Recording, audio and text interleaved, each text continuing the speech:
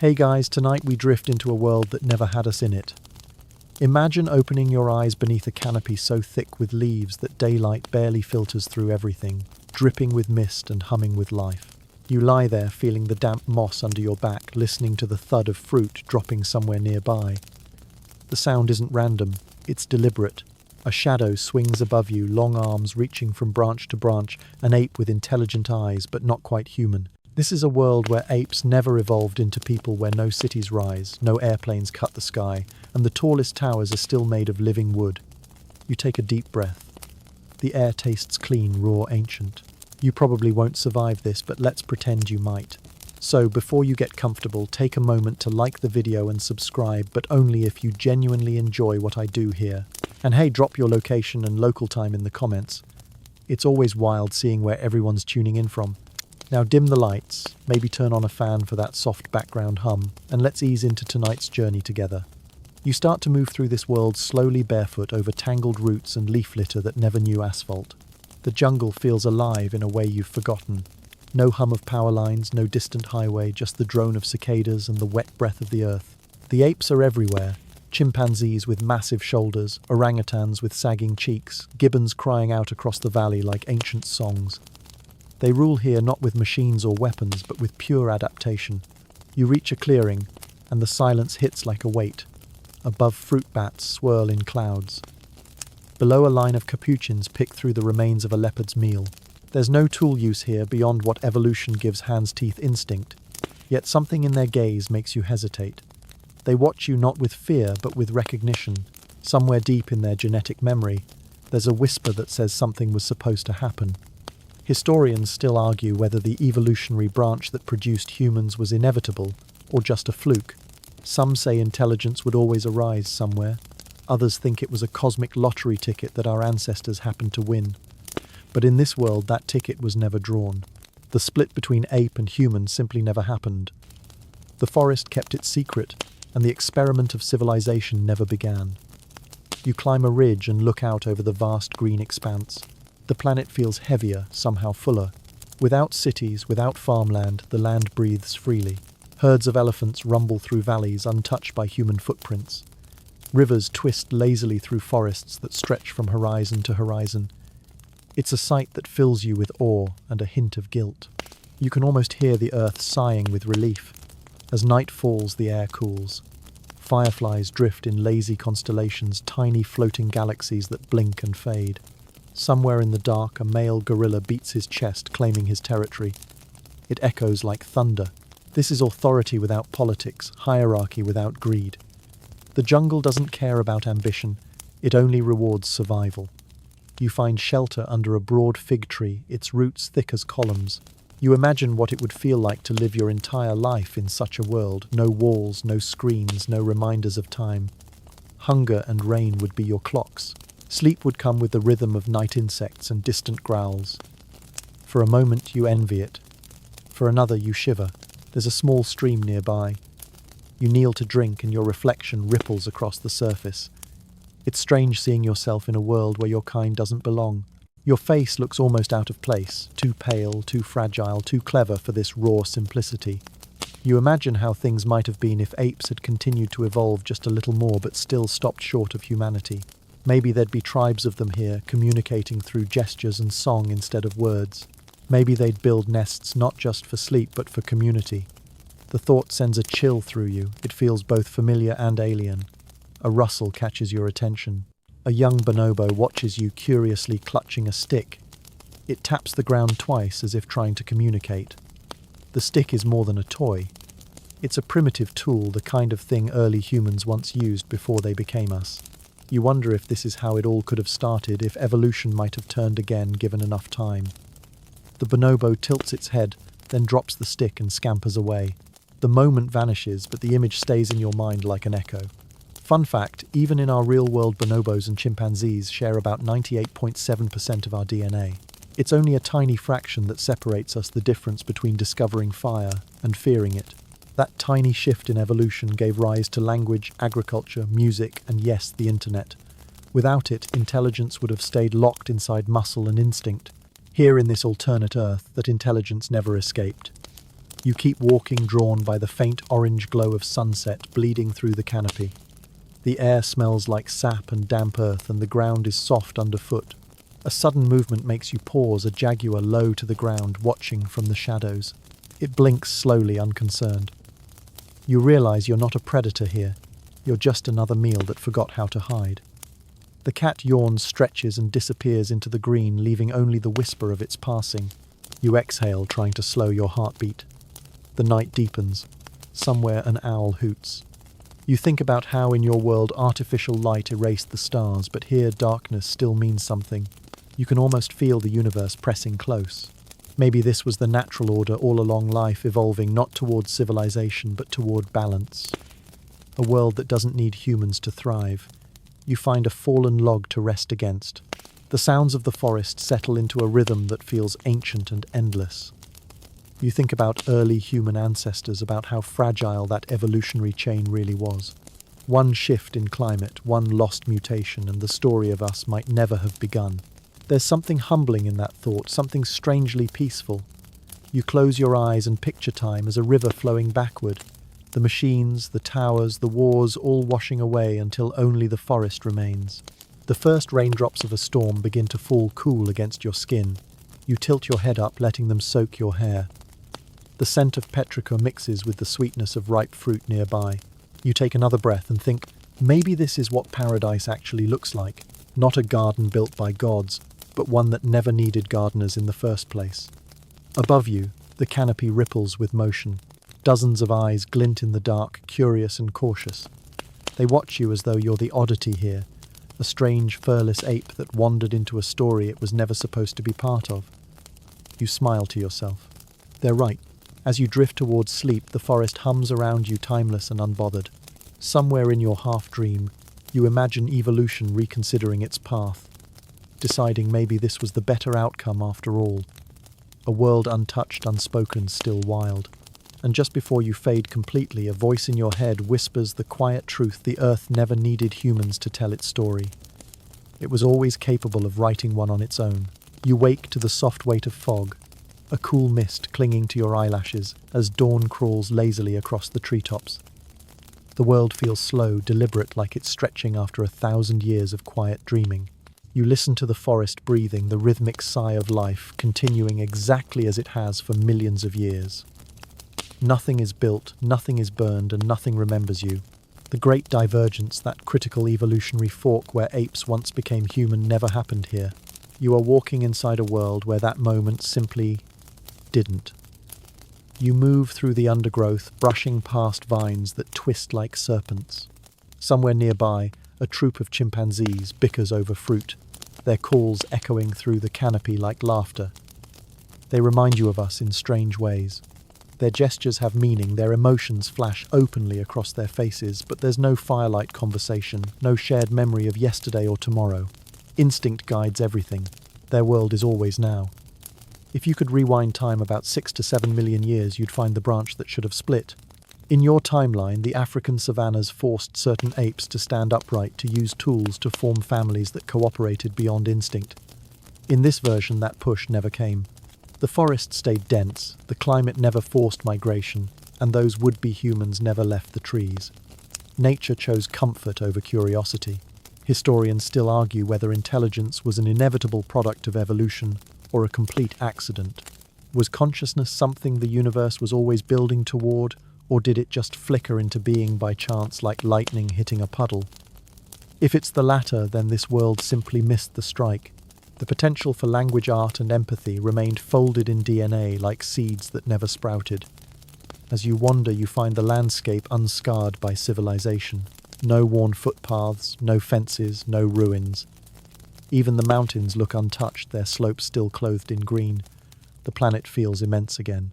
You realize how much smaller the world became once humans arrived and started naming everything. Without names, it's all infinite. A sudden movement catches your eye. 2 young orangutans dangle from a branch, lazily chewing on figs. Their eyes are bright, curious, almost too human, and for a brief moment you wonder if they recognize you as something familiar. They reach toward each other, grasping hands in what looks almost like affection. You smile. It's tenderness without thought, love without philosophy. It doesn't need language to exist. There's an odd kind of peace in watching a species remain exactly what it was meant to be. Evolution here didn't rush ahead.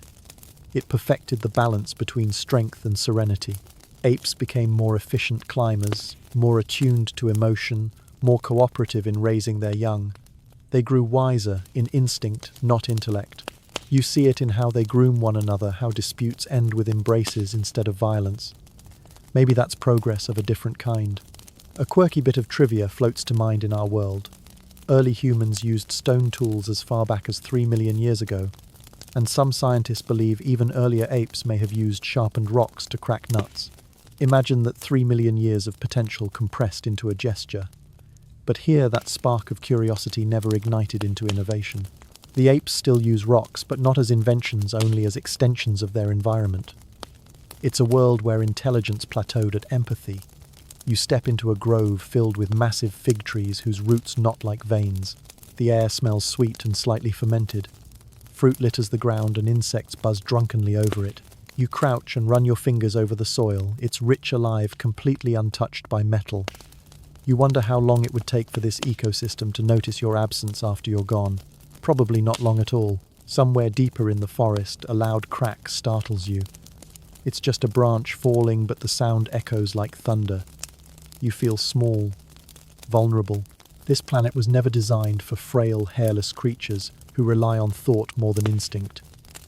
You feel your stomach tighten. Without tools or fire, you'd barely last a day here. The realization hits you with quiet honesty. Humanity's greatest adaptation wasn't strength or speed, it was imagination. In this world, imagination never existed. You pause by a stream, watching its glassy surface ripple around fallen leaves.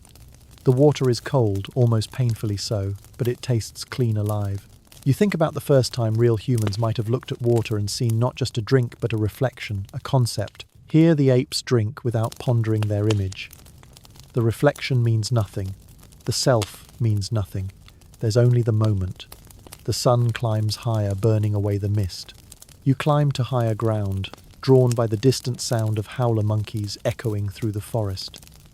From the ridge, you can see miles of green ocean stretching outward, broken only by the shimmer of rivers. No smoke, no farmland, just wilderness, endless and unapologetic. And yet in that wilderness there's a strange beauty that civilization could never replicate. You can feel it in your bones, the earth functioning exactly as it should. Predators and prey maintaining their ancient rhythm, life, feeding life without guilt. You remember reading that even after major extinction events, nature always rebounds. In this world, it never needed to. A large shadow crosses overhead. You glance up, half expecting an airplane, then laugh softly at the thought. It's just a hornbill, its wings cutting the light. You watch it until it disappears beyond the trees. The forest hums again, as if reminding you that everything here has its place. You are the only thing that doesn't. It's easy to forget how fragile your species' origin story really is. One small climate change, one shift in fruit supply, one predator slightly more efficient, and the entire lineage of humans could have ended before it began. It's like walking along a cliff edge of time and realizing the path behind you shouldn't exist. You think about the Great Rift Valley in Africa, that cradle of humanity where fossils like Lucy were found. In this version of history, Lucy never walks upright. She stays in the trees, her descendants perfectly content to remain where fruit is abundant and safety is above the ground. No tools, no migration, no agriculture. Evolution decides to rest. You stop by a fallen log, sitting quietly as the wind stirs the leaves. The jungle feels older than memory, yet timeless. A small troop of monkeys gathers nearby, watching you with open curiosity. One of them approaches cautiously, sniffs your shoe, then retreats. It's a brief, silent meeting between what is and what might have been. You want to speak, to explain yourself, but there's nothing to say. You belong to a future that never arrived. Evening approaches. The golden light filters through the branches, painting everything in honeyed warmth. The apes retreat to their sleeping nests high above in the branches, tucking their young close. You can hear their gentle grunts and the rustle of leaves as they settle in. It's an orchestra of survival, a lullaby written by evolution itself. A thought crosses your mind, quiet but persistent. Maybe this world doesn't need consciousness to be beautiful. Maybe awareness is overrated. Here there's no anxiety about tomorrow, no nostalgia for yesterday, just the pure, unfiltered experience of being alive. You envy that. As the last light fades, you notice a family of chimpanzees cuddling together. The mother brushes insects from her baby's fur, humming a low rhythmic sound. It's soothing, almost melodic. That sound will never become music, but it doesn't need to. It already carries meaning: comfort, safety, love. You lie back staring at the stars peeking through the gaps in the canopy. They look impossibly sharp, unblurred by pollution. You feel the earth turning beneath you, slow and certain. Somewhere in another timeline, cities, blaze satellites orbit, and voices fill the digital void. But here the only story is silence. And maybe in a strange way, that's the better story. You wake before sunrise, stirred by the sound of branches shaking above you. The forest never truly sleeps. Somewhere in the darkness, 1,000 lives move with quiet purpose. You rub your eyes and look upward to see silhouettes swinging through the dim light. They are massive, graceful, confident. The apes are beginning their day. You stay still, watching them stretch across the canopy like living bridges. This is their kingdom now. Vast and wild, a world shaped not by steel and concrete, but by instinct and endurance. You begin walking along a narrow path that animals have worn through the ferns. The air is thick, almost drinkable, full of earthy sweetness. You can smell fruit fermenting nearby and hear the deep hoots of gorillas communicating through the mist. The sound is strangely organized, almost rhythmic, like a language that doesn't need words. Maybe it is. The kingdom of the primates doesn't need alphabets to function. It thrives through glances, gestures, and the subtle push and pull of emotion. You spot a clearing ahead where a family of chimpanzees gathers around a fallen tree. One female sits upright, holding a stone in her hand. She smashes it against a nut, then pauses as another chimp reaches toward her. There's no fight, no greed, only a quiet sharing. She pushes a few pieces of cracked nut toward the younger one, who squeaks happily.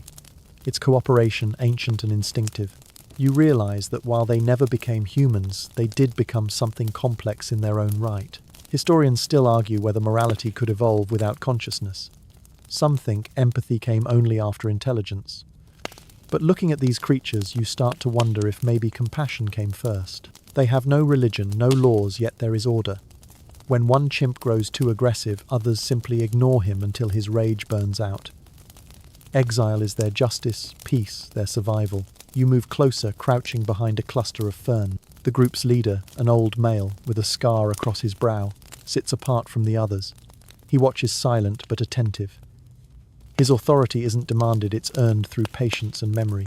You can almost feel the weight of his experience, the centuries of instinct passed down through his kind. He doesn't rule by command, only presence. As you study them, a random thought flickers in your mind. Maybe this is what civilization was supposed to be before we complicated it. No money, no property, no borders. Just balance. Of course it's not perfect. They still fight, still compete, still suffer hunger and fear. But their conflicts never escalate to annihilation. They never build weapons powerful enough to erase entire species. You glance up at the canopy. Massive nests made of leaves and branches hang high in the trees. Some are old, decaying into the forest floor, feeding the roots below. Nothing here is wasted. Every life eventually becomes part of another. It's a cycle that doesn't need oversight.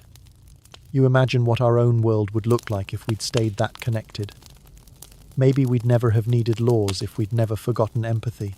A curious young ape climbs down from a nearby branch, its small fingers gripping bark with perfect precision. It stares at you with unblinking fascination. You can see intelligence behind those eyes, something raw and searching. It reaches out just shy of touching your knee, then pulls back as if unsure whether you're real. The encounter lasts only seconds before the mother swoops down, scooping it up and vanishing into the trees. Still, the moment lingers. You continue walking until the forest opens into a wide basin. Here, hundreds of apes have gathered. They move between trees and vines like merchants in a marketplace, exchanging fruit, grooming one another, sharing space. It's chaotic but strangely harmonious. You can almost call it society, though not in any way humans would define it. There are no leaders shouting orders, no currency, no ownership. Everything flows in cycles of give and take. A quirky historical fact comes to mind in our own timeline. Early human ancestors like Homo habilis lived in small bands rarely exceeding 50 individuals. It wasn't until much later that humans began forming tribes and villages. Here, the primate world remains close-knit but vast. Hundreds interact peacefully connected by invisible threads of familiarity. They remember faces, gestures, perhaps even emotional debts. It's community without structure, belonging without bureaucracy. You sit beside a river watching a group of orangutans fish for termites using long twigs. Their movements are careful, deliberate. One older female seems to be teaching a younger one how to angle the stick just right. You smile softly. Teaching, there it is again. The seed of civilization hiding inside instinct. They don't need blackboards or classrooms. Knowledge passes through imitation and patience. As the sun rises, higher shafts of golden light pierce through the branches. Dust motes swirl in the air like tiny spirits. The apes bask in the warmth, some lying on their backs, arms sprawled in contentment. You can't help but laugh quietly. For all our progress, humans rarely seem this relaxed. The air fills with distant calls. Different species overlap in a chorus, the deep grunts of gorillas, the melodic whoops of gibbons, the chatter of capuchins. It's not noise. It's communication, complex and layered. Studies in our world have shown that chimpanzees have over 30 distinct vocal signals. Here, those calls have likely evolved even further, forming a symphony of meaning.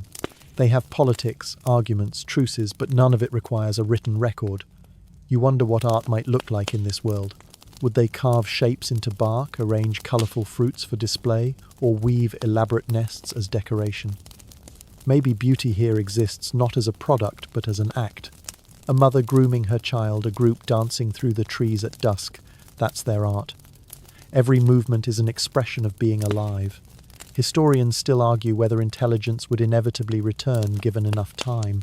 Perhaps millions of years from now, one lineage of these apes will begin to dream of more to shape stones and tame fire. But for now, they are content. And contentment might be the greatest achievement evolution can offer. The day drifts toward afternoon. You notice a few apes gathering near a shallow pool, dipping their hands and splashing playfully. They look up at their reflections and mimic the ripples, laughing in bursts of sound that feel like joy. None of them recognize the reflection as themselves, yet they delight in the movement, in the simple act of interaction. You find yourself smiling again. Maybe self-awareness isn't the only path to happiness. A sudden gust carries the scent of rain. Clouds gather quickly above, rolling dark and heavy. The apes scatter to their nests, moving with practiced coordination. You follow their lead, ducking under a massive leaf as the downpour begins. The sound is deafening, rain drumming against the earth, washing everything clean. The apes huddle together, silent but unafraid. For them, this isn't inconvenience. It's rhythm, it's home. You close your eyes, listening. The forest pulses with life, every drop of water returning to the roots, every root feeding the next season's fruit.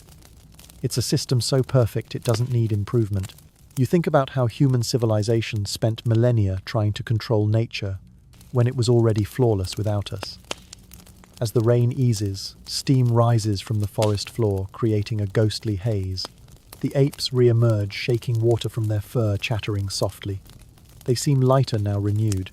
You watch them scatter into the distance, the forest swallowing them one by one. You take a deep breath and feel something inside you settle. Maybe the lesson here isn't about what humanity gained, but what it lost. The quiet rhythm, the acceptance, the unspoken trust in the cycle of things. This kingdom doesn't need kings, doesn't need inventions. It only needs time. And time in this world never runs out. Morning returns like a sigh. Mist drifts low between the trees, heavy with the scent of earth and rain. You wake to birdsong that sounds older than language, a melody shaped by millennia of repetition. The forest feels cleaner after last night's storm, as if it has pressed a reset button that humans never invented.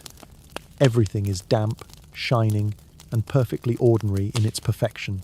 You stretch, feeling the ache in your limbs from another night on the ground.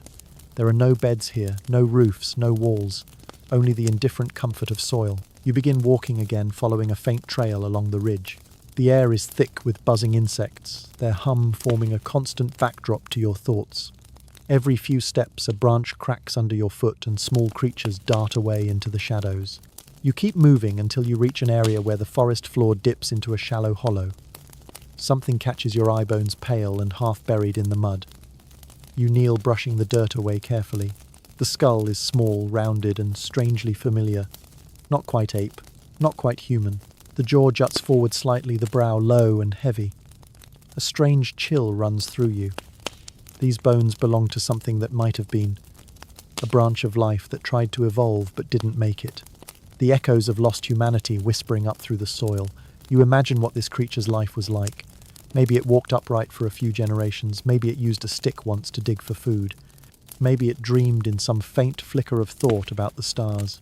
But the forest swallowed it whole, and time erased its ambition. Evolution doesn't keep souvenirs. It moves on. Historians still argue whether humanity's rise was luck or inevitability. Some claim that if our ancestors hadn't evolved intelligence, dolphins or crows might have. Others insist that the conditions required for complex thought were so precise that they may never occur again anywhere in the universe. Looking at these bones, you start to believe the second theory. This world never had its spark. You look up from the ground and spot a troop of chimpanzees nearby gathering fruit. They ignore the skeleton walking right over it. To them, death is as natural as rain. There is no mourning, no ritual, no attempt to remember. Life continues indifferent and beautiful in its simplicity. You envy that sometimes. The ability to move on without the weight of history pressing against your chest. A memory surfaces in our world. Early humans buried their dead as far back as 100,000 years ago. Some placed flowers, others carved symbols on rocks nearby. It was the first sign of something extraordinary, the awareness of mortality. Here, there is no such awareness. When an ape dies, the forest reclaims it instantly. No graveyards, no monuments, no ghosts. Just the endless recycling of matter.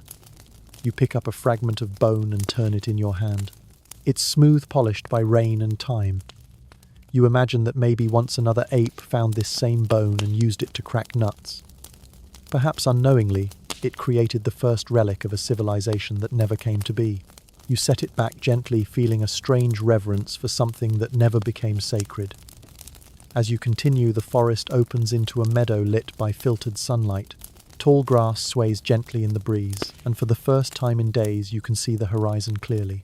Mountains rise in the distance, their peaks wreathed in mist. The world stretches endlessly in every direction, untouched by human design. It's breathtaking and lonely all at once.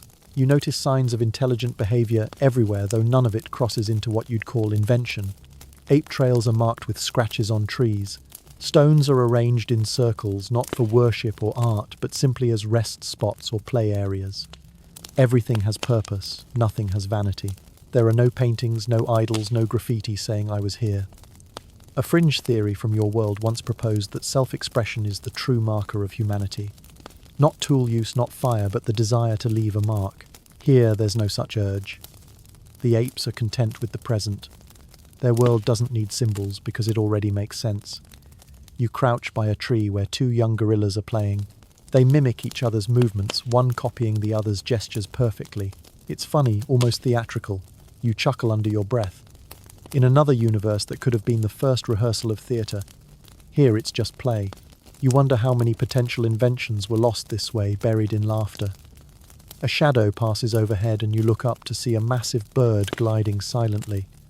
Its wings catch the light, glimmering faintly. The air feels electric for a moment, filled with possibility. You realize that evolution doesn't favor intelligence, it favors adaptability. These creatures adapted perfectly without needing thought. Perhaps the same could be said of the entire planet. You find an old cave entrance partially hidden by vines. Curiosity pulls you closer. Inside, the air is cool and damp. The walls glisten with mineral streaks and water drips from the ceiling in slow rhythm. You raise your hand, feeling the rough texture of stone. There are no paintings here, no markings, no hint that any creature ever tried to communicate through art. It's silent and pure, a gallery untouched by imagination. You sit in the dark for a while, listening to the sound of dripping water. It's hypnotic, almost meditative. You think about the caves of Lascaux and Altamira, where our ancestors painted scenes of hunts and rituals nearly 20,000 years ago. Those drawings were more than decoration. They were an announcement of awareness. Here the walls are blank. The silence feels both comforting and tragic. When you step back into daylight, the world seems brighter. You hear distant calls again, apes echoing across the valley. Life continues unburdened by memory. You can't help but smile at the irony. In our world, we're haunted by our past. Here, they're freed by their lack of one. A gust of wind ripples through the grass, carrying a strange sound. It almost resembles laughter, the collective chatter of primates greeting the afternoon. You follow it, drawn to the rhythm. When you reach them, you see a massive gathering. Dozens of apes swinging, jumping, embracing. It looks like celebration, though there's no reason for it. Maybe it's joy for the sake of joy. Maybe it's just the way they express energy when the world feels kind. You sit nearby, feeling the warmth of the sun on your skin. The apes play until exhaustion sets in, then rest side by side in quiet companionship. No one is left out, no one hoards, no one commands. It's harmony without intention. You think about how rare that is among humans. Even our peace requires structure. Here, peace simply exists. The day fades, gently colours softening into twilight. You find yourself staring again at the skull you left behind earlier, half buried in the mud. It seems smaller now, insignificant against the scale of this thriving world. You realise that perhaps the failure of that almost human creature wasn't tragedy at all. Maybe it was mercy. For if this world is any proof, the earth doesn't need creators. It needs caretakers who know when to leave things untouched. As darkness falls, the sounds of the jungle rise once more, crickets, frogs, the occasional distant roar. You close your eyes, the hum of life washing over you. The bones, the apes, the endless forest, they all blend together into one seamless existence. There's no loss here, only continuation. And as you drift into sleep, one quiet truth settles in your mind. Maybe the story of humanity was never about progress, but about remembering how to belong. The air grows heavier as you move deeper into the valley, and the trees begin to thin. The ground feels different here, firmer under your feet, almost as if generations of paws have packed it down. You sense a tension in the silence, a kind of waiting. The apes who ruled the forest stay high above, avoiding this place. You start to understand why when you spot a single paw print in the mud beside a stream. It is wide, deep, and marked with claws that look sharp enough to slice through bone. You are standing in the territory of predators. Without humans, the balance of nature never tilted toward one species. Every creature here has evolved to fill the space left empty by civilization. You crouch beside the paw print and trace its edges with your finger. It is fresh. The realization makes your heart thump faster. Somewhere nearby, the hunter is still moving. You look around the forest, suddenly too quiet, and the hairs on your neck stand upright. You follow the river downstream, hoping the sound of rushing water will mask your steps. As you go, you notice signs of the hunt claw marks on trees, tufts of fur, and the faint scent of decay. Nature here is ruthless, but not cruel. Death is a cycle, not a punishment. You come across the remains of a deer-like animal, ribs exposed and still glistening. Flies swarm over it, and the air hums with the sound of life feeding on death. You force yourself to look closer. The bite marks are enormous. Whatever killed this creature is larger than any predator from your world. Historians still argue whether human absence would allow megafauna to flourish again. Some believe that without hunting and habitat loss, species like saber-toothed cats or dire wolves might have continued to evolve. Perhaps they did here. You can almost picture them, sleek, muscular beasts with eyes that reflect not curiosity but perfect purpose. The kind of predator that never needed tools, only patience and power. A rustle breaks your thought. You turn quickly and catch sight of movement through the trees. A massive cat steps into view, golden eyes locking on yours. Its fur is dappled with black rosettes, its muscles rippling beneath the coat. It is like a jaguar, but larger, heavier, built for this unchallenged world. It doesn't snarl or rush. It just watches. For a long moment, neither of you moves. Then it lowers its head, sniffing the air, and disappears into the foliage as quietly as it came. Your pulse stays loud in your ears long after it is gone. You walk again, slower this time, more aware of how fragile you are. Every sound now carries, meaning the snap of a branch, the whisper of leaves, the distant roar that might be thunder or something alive. You remember that in your own world, humans stood at the top of the food chain not because of strength but because of cleverness. Fire weapons and strategy made the difference. Here you have none of that. You are prey among predators who never learned fear. The sun climbs high and the forest shifts from shadow to heat. You stop at a rocky ledge overlooking a plain where herds graze peacefully. The sight almost soothes you until you notice movement on the edge of the herd. Something darts out of the tall grass, moving faster than any human could run. The herd scatters in chaos as a pack of wolves larger than the ones you know launch into the chase. Their coordination is perfect, almost military.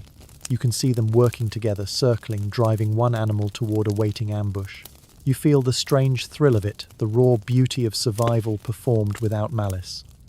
A quirky scientific tidbit crosses your mind. In the world, you know, wolves shaped early human evolution more than most realize. Some scientists believe our ancestors learned cooperative hunting by observing wolves, perhaps even imitating them. Here, that exchange never happened. The wolves remain wild, untempered by companionship. No one ever threw them a bone, no one ever called them friend. They remain exactly what nature designed them to be: precise, loyal, only to each other, perfect hunters. You continue on following the plain until the sun begins to dip. The light turns golden, and the shadows stretch long across the grass. You see another predator now, something stranger. A reptile massive and slow basking near a shallow pond. It looks like a crocodile, but its tail is thicker, its hide more armored. Perhaps an ancient lineage that never went extinct. You recall that crocodiles have changed little over millions of years. Without human interference, they might have evolved into even more specialized forms. You take a cautious step back. Its eyes flick open, unblinking, ancient. It doesn't move. It doesn't need to. Everything about it says patience. The air cools quickly as evening arrives. You find yourself surrounded by sound again: insects, buzzing birds, calling frogs, croaking in hidden pools. The predators retreat to their shadows, letting night claim the land. You climb onto a low boulder and sit, feeling the ground vibrate faintly with distant thunder. The stars begin to appear one by one, scattered like spilled salt across the dark sky. It is hard to believe that this same sky once watched over humans too. Without satellites or pollution, it feels endless. You wonder if any of the apes ever look up at it with the same curiosity.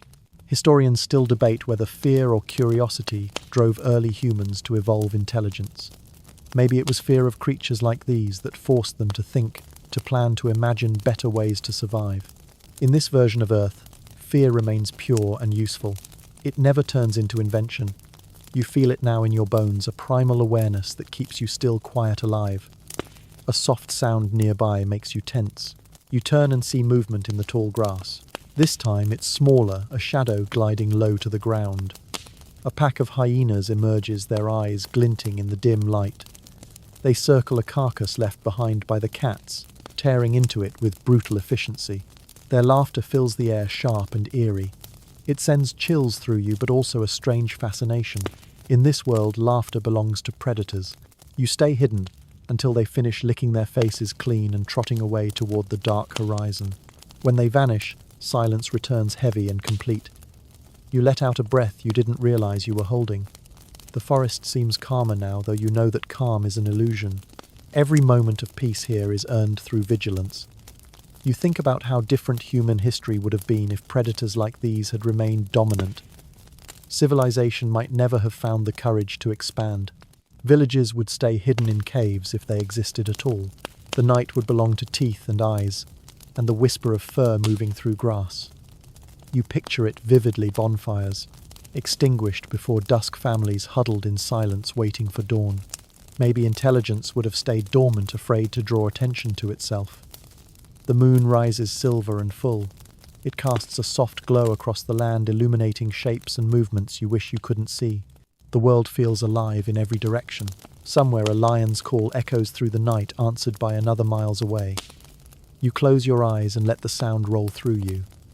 It is both terrifying and magnificent.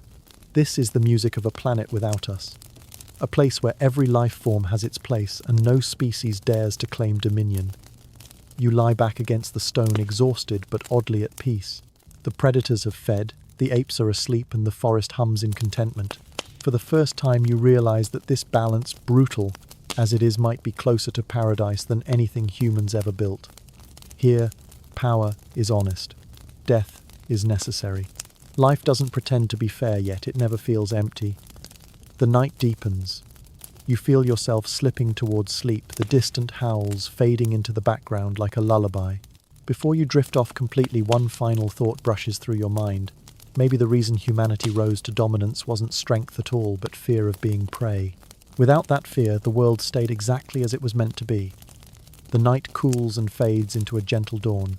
Mist rises again, swirling like slow smoke above the river, but this is the only kind of smoke that exists in this world. Fire still belongs entirely to nature. No creature dares to claim it. You wake to the faint scent of damp earth and realize how empty the air feels without that hint of ash, that whisper of controlled flame that once defined humanity. Here fire is wild and untamed, a god that no one prays to and no one commands. You walk along the forest edge as sunlight breaks through the fog. Dew glitters on the leaves, reflecting light like tiny embers. The irony makes you smile. These droplets look like fire, but they are its opposite, water, clinging stubbornly to life. A flock of birds bursts from the branches above, startled by something distant. A moment later you hear it too, a crackling sound, faint but unmistakable. Fire alive somewhere ahead. You move toward the sound, carefully stepping over fallen trunks and tangles of vines until you reach a clearing. The air trembles with heat. A lightning strike must have ignited a tree during the night. Flames crawl up the bark, spreading across the underbrush. The apes are nearby, their bodies tense with fear. They watch from the safety of the shadows, making low calls to one another. None approach. Their eyes glow in the orange light, wide and uncertain. You feel that same fear tighten in your chest. The fire dances higher, beautiful and merciless. In your own world, this moment changed everything. Archaeological evidence suggests early humans first controlled fire nearly 1 million years ago. Some say it was even earlier. Fire gave warmth, protection, cooked food, and community. It was the first tool that transformed the weak into the powerful. Here, that moment never came. Lightning still strikes, forests still burn, and creatures still flee. Fire remains a predator. You watch as the flames consume the fallen branches, crackling and sighing. The sound is hypnotic. The heat feels alive against your skin, a living breath that both repels and calls to you. You remember the way humans once gathered around flames to tell stories, to share ideas, to dream. The first campfire was also the first classroom.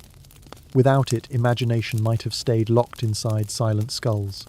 Historians still argue about how fire changed the brain. Some suggest that cooking made nutrients easier to digest, allowing more energy for thought. Others believe fire extended the day, giving people time to communicate after sunset. Whatever the cause, intelligence grew in the glow of that light. Here, the nights remain long and full of fear. When darkness falls, everything sleeps or hides. No one sits awake wondering what stars mean. You crouch near the burning tree, keeping a cautious distance. Sparks drift upward, disappearing into the air. The apes have retreated entirely, now vanishing into the canopy. They will not return until the smoke clears. You are alone with the blaze. It feels ancient, almost holy. You realize how strange it is to think of something as simple as combustion as divine. Yet that is what it must have seemed like to the first beings who touched it. A miracle small enough to fit in their hands. A quirky bit of trivia flickers in your mind. In ancient Egypt, people used to believe that fire was a living creature born from the union of air and stone. They even wrote spells to control it. Thousands of years later, humans still worshipped it in hidden ways, lighting candles in churches or incense in temples. Every flicker of flame carried memory. But here, without language or ritual, it burns without meaning. The wind shifts, pushing the smoke toward you. It stings your eyes and fills your lungs with the sharp taste of carbon. You cough and back away, blinking through the haze. The fire crackles louder, as if it knows you are retreating. The idea that this world never tamed it makes the flame seem almost alive with pride. It does not need servants or masters. It only needs oxygen and time. You reach a riverbank and crouch beside the water. The reflection of the fire trembles across the surface, bright against the dark current. You scoop water into your hands and splash your face, the shock of cold grounding you. The apes reappear at the edge of the trees, watching the same scene from afar. One of them picks up a branch, flaming at the end, curiosity flickering in its eyes. It holds it for a second too long before panic takes over. The ape shrieks and flings the burning stick into the river. Steam hisses, and the others scatter in alarm. The moment passes, but it feels monumental. For an instant, creation almost happened. You cannot help but wonder what would become of them if one day they stopped running. Would they learn to keep the fire alive, to guard it through the night, to gather around it the way your ancestors once did? Or would they always see it as something forbidden, a punishment from the sky? You imagine generations of apes watching, flames from a distance whispering in whatever sounds pass for myth, afraid of the light but drawn to it all the same. The fire dies slowly as you watch collapsing into glowing ash. Smoke hangs low over the clearing, rising in thin blue spirals. You step closer, careful not to disturb the embers. The ground is blackened, but in the center, new green shoots already push through. The forest wastes no time reclaiming what it loses. Even destruction is part of renewal. Without human hands to fan the flames, fire never spreads far enough to scar the planet. It remains balanced, an occasional visitor rather than a ruler. Historians still debate whether early human control of fire was discovery or accident. Maybe some bold ancestor picked up a smouldering branch the way that ape did, and simply refused to let go. Maybe it was less about intelligence and more about stubbornness. Here that stubbornness never existed. Curiosity ends where fear begins. And maybe that is why this world feels so calm. You wander back toward the forest, leaving the smoke behind. The ground is warm under your feet, the air filled with the smell of burned wood. As you walk, you realize that the night will come again soon, and it will be darker here than any night you have ever known. You think about how humans once used fire not just for survival, but for comfort, for ceremony, for belonging. Without it, warmth must come only from the bodies of others. You picture the apes huddled together under the trees, sharing heat hearts beating in unison. There is something beautiful in that simplicity. The first stars begin to appear as twilight spreads across the sky. You sit near the riverbank, watching the reflection of the heavens ripple on the surface. Without artificial light, the stars look closer, brighter, infinite. You can almost imagine them as campfires of other worlds, each one glowing with possibilities that never reached this earth. You whisper softly to yourself, though no one can hear, a habit left over from the species that spoke too much. The air answers with crickets and frogs, the eternal conversation of the living. In the darkness, you can still smell the ghost of smoke drifting faintly through the forest. It is a reminder of what could have been and what was never meant to be. You close your eyes and let the sound of the water lull you. The night grows cool again, wrapping you in silence. You think of that frightened ape, the spark falling from its hands, and you smile. Somewhere in that moment, a future flickered briefly, then vanished into the river. Maybe it is better this way. Fire never became a weapon here. It remained what it always was, wild, fleeting, and free. The night softens into a pale silver morning. A thin mist hangs low over the ground, veiling everything in quiet. You wake to the sound of dripping water and distant calls echoing through the valley. The smoke from yesterday's fire has vanished, leaving only a faint scent of ash in the air. The world feels washed clean again, ready to continue its endless rhythm. You rise slowly, stretching beneath the trees, and realize something strange. There are no traces of memory here. No marks, no stories, no evidence that anyone ever tried to remember anything. You are standing in a world without written history. You walk along the edge of the forest where the canopy opens to light. The apes have returned to their routines. They gather fruit, groom one another, and drift from branch to branch like thoughts without language. You watch them interact, their gestures intricate and deliberate. Every motion carries meaning, though no one records it. There are no words carved in stone or symbols painted on bark. When something happens here, it exists only for a moment before fading. It is a strange kind of freedom, a life untouched by the burden of memory. You stop beside a tree where a family of chimpanzees is gathered. One of them lets out a sharp cry and points toward a cluster of ripe fruit. The others follow instantly. It is communication, not through speech, but through rhythm and sound. Researchers in your own world discovered that some chimpanzee calls carry up to 20 distinct meanings. In this place, those calls have likely evolved further, forming an unspoken language built entirely on tone, gesture, and trust. There is no grammar, no poetry, only intention. Historians still argue about when language truly began. Some believe it emerged suddenly like a spark in the brain. Others say it developed slowly through countless generations of mimicry and repetition. But here, that spark never caught. The world stayed quiet. No one told stories around the fire, no one taught myths to the young, and no one named the stars. Silence is not emptiness, it is continuity. You continue walking, and reach a shallow gorge where ancient trees lean inward. Their trunks are scarred with deep claw marks. At first you think they are random, but when you look closer you notice a pattern. The scratches form rows and loops, not perfectly straight, but deliberate. Could this be a form of marking, a primitive code of ownership or warning? The thought makes you smile.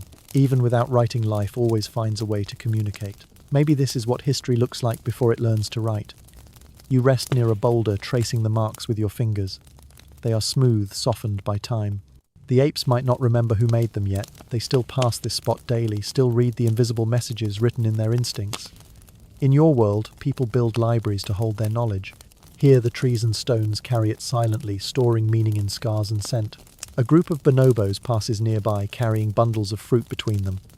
You notice how they exchange small touches as they walk, brief brushes of fingers, nudges and smiles.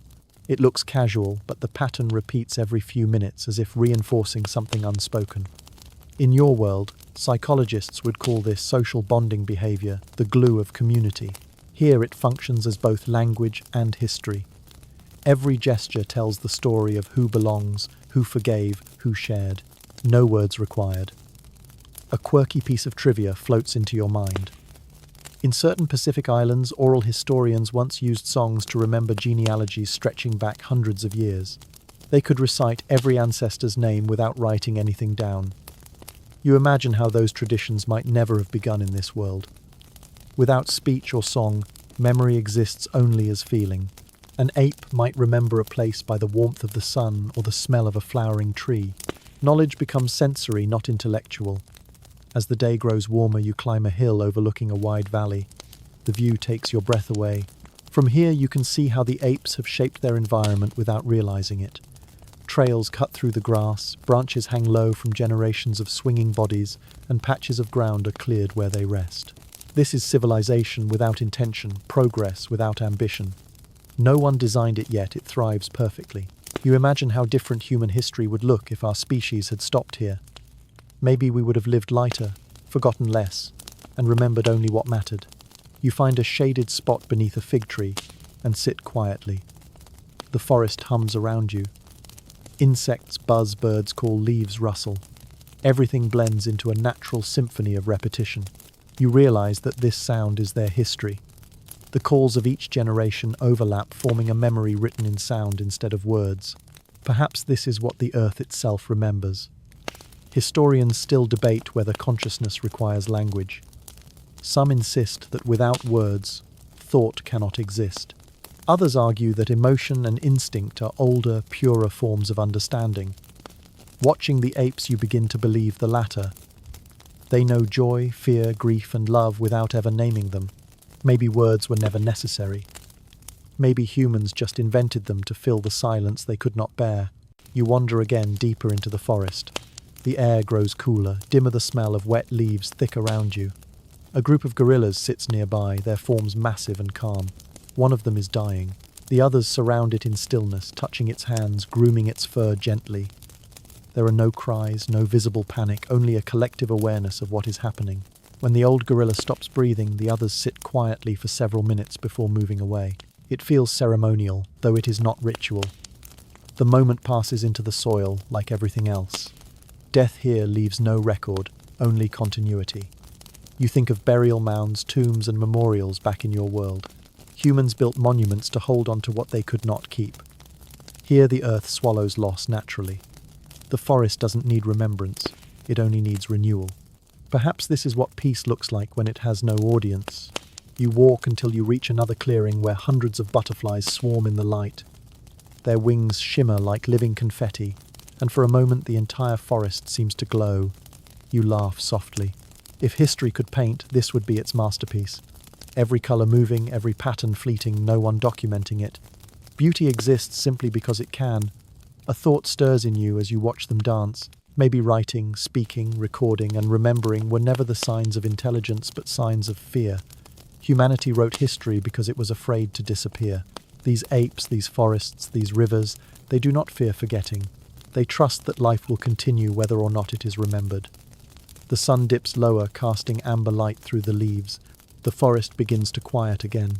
You find yourself thinking of the first cave paintings, the first stories, the first names ever spoken. They were meant to preserve meaning, but they also froze it in time. Here, everything flows instead. Knowledge is alive, breathing, and ever-changing. You wonder what it would feel like to live without memory, to exist fully in the present. Perhaps it would feel like this moment, still clear, infinite. You lie back against the grass, eyes half closed, listening to the fading sounds of twilight. Somewhere nearby, a young chimp calls softly, a tone that could mean comfort or curiosity or both. It echoes through the air, fading into the distance. That call might be the closest thing this world has to a story. And even though it will vanish as soon as it is heard, it feels complete. The stars begin to appear again, bright and steady. You watch them emerge one by one like sparks from an unseen fire. You realize that without history, the universe never grows old. Every night is the first night, every sunrise the beginning. The next morning greets you with a strange stillness. The world feels calm in a way that only untouched places can. The sky is a pale blue washed clean of smoke satellites or any trace of civilization. You sit up slowly and take in the view from the small rise where you slept. Before you stretches a world that seems too perfect, too balanced, as if it has been tuned by invisible hands. Nature's balance has been restored here, not through wisdom or intention, but through the simple absence of humanity. You walk through the tall grass, brushing the tips with your fingers. Every movement stirs tiny bursts of life. Insects, leap lizards, scurry, and small birds flutter up into the air. You can feel how alive the planet is in every inch of soil. There is no pollution here, no plastic choking the rivers, no factories coughing smoke into the sky. The air tastes sharper, sweeter, almost electric. It feels like the earth itself is breathing easier. The forest hums quietly as you approach it. You stop for a moment and close your eyes, listening. The rhythm of insects merges with the slow rustle of leaves, forming a steady heartbeat. It is as if the planet has a pulse, one you can finally hear again. The ground beneath your feet feels spongy and rich, alive with roots and microbes. Without cities or farms, the land has reclaimed its strength. You imagine continents covered again in endless wilderness, oceans teeming with life untouched by nets or oil. A flash of color catches your eye. You turn to see a herd of gazelle-like creatures grazing near a stream. Their movements are graceful, fluid, unhurried. They are not afraid because there is balance. Predators hunt, but not for sport. Prey flee, but never to extinction. Life follows its old rhythm where every death feeds another birth. You remember reading that before human expansion, ecosystems could recover from disaster within decades. Without interference, the recovery here is constant, unbroken, eternal. You kneel beside the water, watching it flow over smooth stones. The clarity startles you. You can see the bottom, clearly tiny fish darting among shadows. The reflection of the sky is almost blinding in its purity. You dip your hand in and taste the coldness, feeling it slide over your skin. It is so clean, it almost feels unreal. In your world, rivers have names like protected, restored, rehabilitated. Here they never needed saving. They never forgot how to be wild. Historians still argue about whether humans were ever capable of living in harmony with nature. Some claim that early hunter-gatherers maintained balance through respect and necessity. Others argue that as soon as intelligence appeared, control followed, and with control came destruction. Looking around you, it is difficult not to side with the pessimists. The earth without humans is not a wasteland, it is paradise. As you continue walking, you notice how everything connects seamlessly. Vines twist up trees to catch sunlight, moss blankets, fallen logs, fungi bloom in perfect decay. Even death feels generous here. Every fallen leaf feeds another life. You realize how different this is from the world you know, where everything has to be managed, fenced, or owned. Ownership does not exist in this version of reality. The forest belongs to itself. You come across a clearing filled with wildflowers of every color imaginable. Butterflies drift lazily through the air, landing briefly before floating on again. The scent is overwhelming, sweet and heavy, carrying memories you never lived.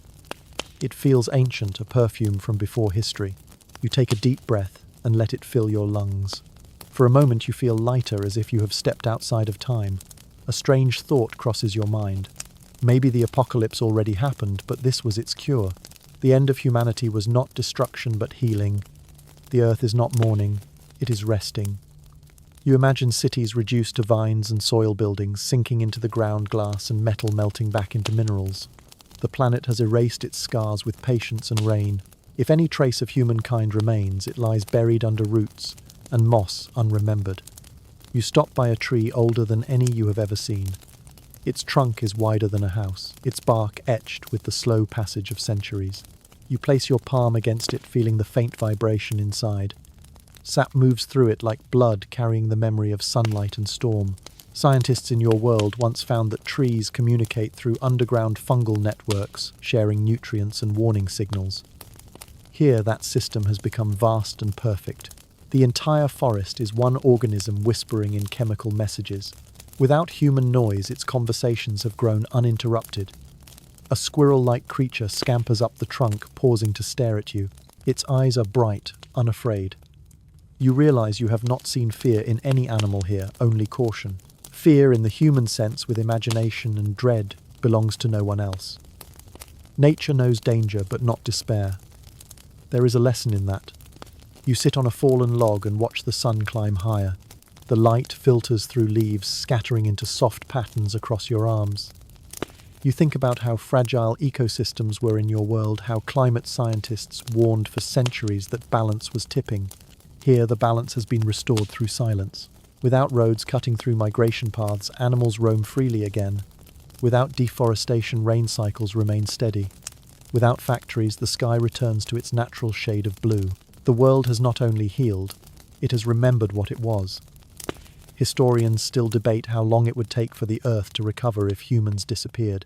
Some predict a few hundred years for forests to return. Others say oceans would need millennia. Watching this world, you suspect it might happen faster than anyone imagined. Life does not hesitate once it is free. A quirky scientific tidbit comes to mind. In the area around Chernobyl, abandoned since the nuclear accident, wildlife has flourished despite radiation. Wolves, bears, and birds thrive in the absence of humans. It seems that nature prefers risk to interference. That truth feels clearer than ever here. The Earth can survive anything except our need to control it. You walk deeper into the meadow and find a small pond surrounded by reeds. Frogs leap from stone to stone, their croaks echoing like laughter. Dragonflies shimmer above the surface, their wings glinting in the light. You sit and let your feet dangle into the water. It is cool and still, the mud soft beneath your toes. For the first time you understand what balance feels like, not as an idea, but as sensation. Everything in this world moves in rhythm, each breath feeding the next. The sun begins to set, painting the sky with colours too rich for description. You watch as herons glide across the water, their wings cutting the air in slow, deliberate strokes. The temperature drops and the evening chorus begins. Crickets sing, frogs answer, and the forest hums with the promise of rest. You realize you are smiling without meaning to. Peace feels strange after a lifetime of noise. You lie back on the grass, staring at the stars as they awaken one by one. The night sky here feels impossibly close, every constellation sharp and clear. Without cities, the Milky Way stretches across the horizon like a silver river. You can almost believe it is flowing. For a moment you imagine this world as it might look from space, glowing faintly with untouched beauty. It would be the same Earth, yet utterly different. You close your eyes, listening to the soft rhythm of crickets. You can feel the balance all around you, perfect and patient. Maybe this is what the planet was always meant to be, a place of endless beginnings and gentle endings. Humanity was only a brief interruption, a spark that burned too brightly and faded too fast. As you drift towards sleep, you think one final thought before it slips away. The Earth does not need saving. It only needs to be left alone. You wake to a world washed in pale gold sunlight spilling through the trees in thin ribbons that dance across the ground. The air smells of damp moss and fruit, heavy but clean. You lie still for a moment, feeling the pulse of the forest beneath you. Every sound feels sharper today, every movement slower, as if the planet itself is aware of your presence. Somewhere above, a family of apes calls to each other, their voices echoing in soft melodic tones. You realize something subtle has changed. They seem more curious, more deliberate. Their movements feel purposeful, their gestures slower, more thoughtful. You sense that something new is stirring inside their minds, like a whisper beneath the skin of evolution. You sit up and watch a young bonobo examining a stick. It picks it up, turns it over, and begins poking at the dirt. The action is clumsy but intentional. The others watch, tilting their heads, trying to understand. It feels like witnessing the first flicker of an idea. The stick is not food, not a toy. It is something else entirely, something that can be used. You hold your breath as the bonobo presses it against a rock, breaking it into two pieces. The small group lets out a chorus of quiet sounds, not fear, not excitement, but recognition. They have seen something new happen. Historians still argue about what triggered the leap from instinct to thought. Some claim it was a shift in diet that increased brain size, others point to environmental changes that required planning and cooperation. There are even those who believe it was pure chance, a single mutation that rewired perception. Here you watch that mystery unfold without words, without science, in the most ordinary act imaginable, a stick touching stone. The apes are not inventing, they are remembering. You follow them quietly, careful not to disturb their focus. The group settles near a small pool where insects skim the surface. One ape reaches for a reed, bends it, and uses it to fish out a grub. It tastes the catch, grimaces, and throws it away. The act makes the others laugh. It is such a small thing, but in their laughter there is something more than sound. There is humour. You feel it in your chest, that spark of recognition. To laugh at failure is to be aware of yourself. Something is waking up inside them. A gentle breeze moves through the clearing, carrying the scent of fruit and rain. The bonobos climb into the trees, their movements less frantic now. They pause before leaping, glance at each other, and choose their routes carefully. It looks like coordination, almost planning. You realize they are learning from one another, observing and imitating. That too is the beginning of culture. You remember reading about the earliest human ancestors and their tools, crude stones chipped into cutting edges. The famous Oldowan tools discovered in Africa are thought to be over 2 million years old. Some scientists believe they were created not by humans but by a species of ape-like ancestors that came before. If that is true, then the seeds of creation existed long before we arrived. Watching these creatures now, you wonder if that same potential has returned quietly without our interference. The sun climbs higher, warming your skin. You wander through the forest and the signs of change follow you. A group of chimpanzees gathers near a fallen log using leaves to scoop up water. They are refining their habits, testing and adapting. You notice how they look at each other before acting, as if waiting for approval or encouragement. Their eyes no longer hold simple curiosity. There is comprehension, a sense of consequence. It is not intelligence as you know it, but something close enough to unsettle you. A small fight breaks out over food. Instead of chaos, you see restraint. The dominant male steps between the rivals and makes a sharp sound, almost like a command. The others freeze, then retreat. You realize that what you are witnessing is leadership not based on fear but on recognition. Authority born from memory. It feels eerily familiar. You rest on a patch of moss, watching them from a distance. A question forms quietly in your mind. What if this world is not static? What if evolution simply slowed, waiting for the right rhythm? Intelligence might not have vanished, but instead taken a different route, one that moves at the pace of trees rather than the speed of machines. You imagine these apes 1,000 generations from now, carving meaning into wood or teaching their young the patterns of the stars. Perhaps thought is inevitable, like gravity pulling upward instead of down. A quirky thought occurs to you as you lie there. In 1940, a scientist named Wolfgang Kohler discovered that chimpanzees could solve problems by combining objects in new ways. One famous ape named Sultan stacked boxes to reach bananas hanging from a rope. That same kind of ingenuity flickers here, born not of training but instinct. You watch as one young ape picks up 2 stones and bangs them together, repeatedly fascinated by the sound. The rhythm is uneven but persistent.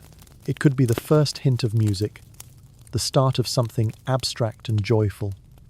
Historians still debate whether art and intelligence are linked or separate evolutions. Some argue that creativity is just a side effect of problem solving, while others claim it is the foundation of consciousness itself.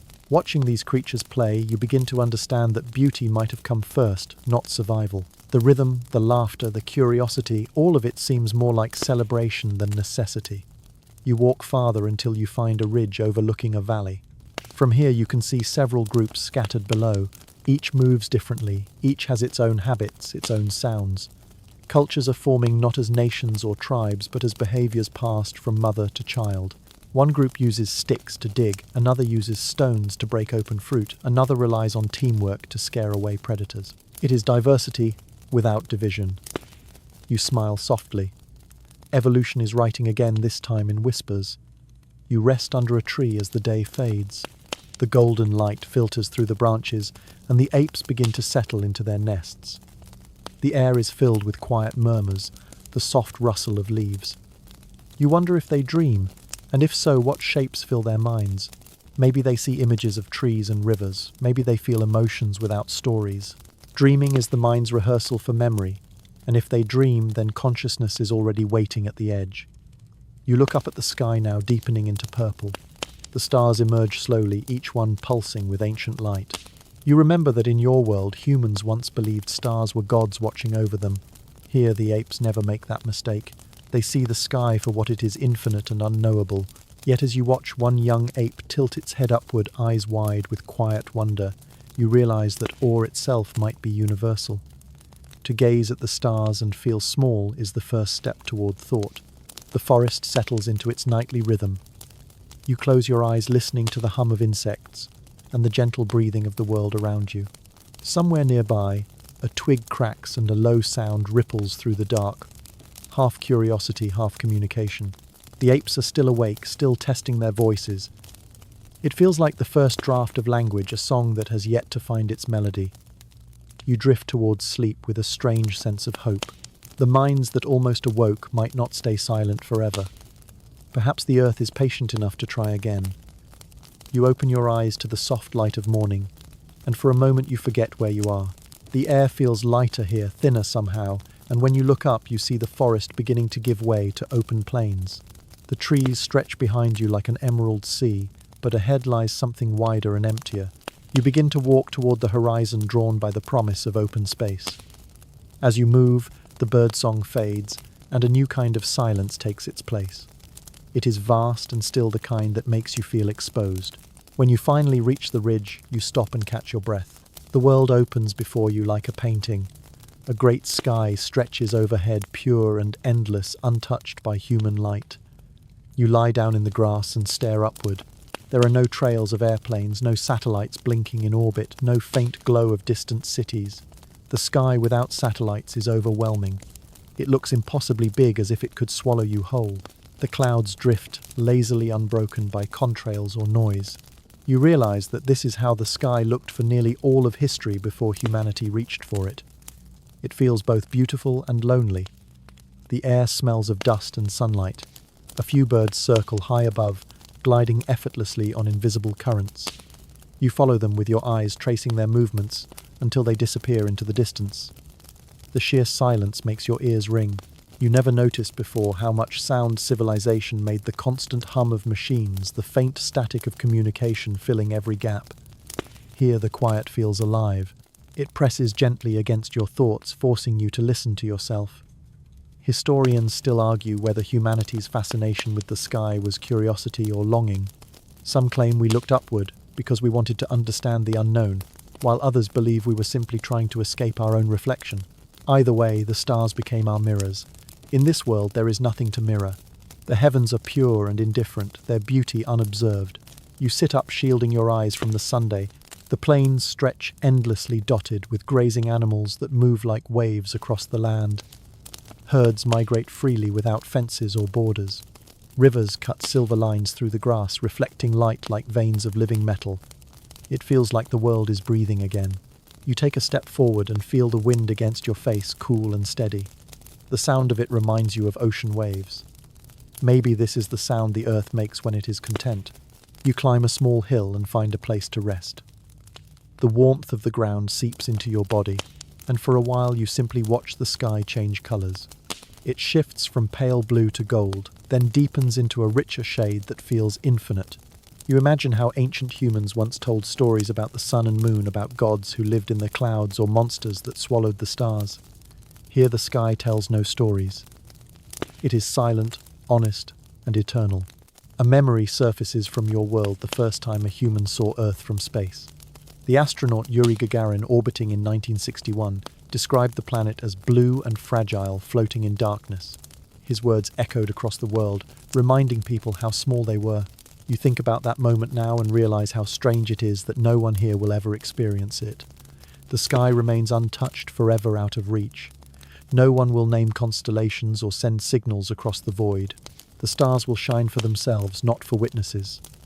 You walk farther until you reach a shallow lake. The surface is so still it looks like glass.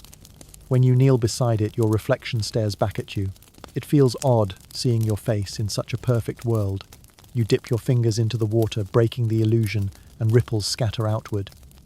For a moment you wonder if this planet even remembers humanity at all, if the wind still carries the last traces of your kind. Then the thought fades, replaced by calm. A group of apes appears at the water's edge. They move cautiously, their reflections flickering beside yours. You watch them drink, splash, and groom each other. One of them looks up, eyes catching the sunlight, and for a second you think it might be staring at the sky. Its gaze lingers there long enough to make you curious. Maybe it is starting to notice what you have noticed. Maybe something inside it feels the same pull, that strange ache of wonder. Historians still debate whether awe itself has evolutionary value. Some believe that the sense of wonder helped humans survive by encouraging exploration. Others argue it is a side effect of consciousness, a beautiful but unnecessary burden. Watching that ape gaze at the horizon, you realize that awe is not about survival at all. It is about recognition. To feel awe is to realize that you are part of something bigger. The afternoon drifts lazily into evening. The wind changes direction, carrying the scent of rain. Clouds gather on the horizon, dark and heavy. Lightning flickers in the distance, followed by a low rumble of thunder. You smile. In your world, storms were tracked, predicted, feared. Here they simply arrive. The apes retreat to the trees while you stay and watch the spectacle unfold. The first drops fall, slowly splattering against your skin. Then the rain comes harder, drenching everything in moments. It is warm and relentless. You tilt your face upward, laughing softly. When the rain passes, the world sparkles. The air smells of ozone and wet grass. The sun sinks lower, and the clouds part just enough to reveal the first stars. You lie back again, staring at the sky as it deepens into indigo. One by one, the stars appear countless and clear. Without light pollution, they burn brighter than you have ever seen. You can trace the Milky Way easily, a glowing river stretching across the universe. You imagine it as the memory of all that has ever lived, flowing endlessly through time. A quirky fact drifts through your thoughts. Before telescopes, ancient astronomers mapped the heavens using nothing but their eyes. The human brain could distinguish nearly 5,000 stars in a clear night sky. Here there is no one to count them, yet they remain shining faithfully. The universe does not require observers to exist. It simply is. The night grows cooler, and a soft breeze passes over you. You think about how many stories humanity once attached to these same stars, how each culture found its own meaning in the sky. Without that, the constellations dissolve back into chaos. You realize that meaning itself was our invention. The cosmos never asked to be understood. It only offered light, and we turned that light into language. As the moon rises pale and full, it casts a silver glow across the plain.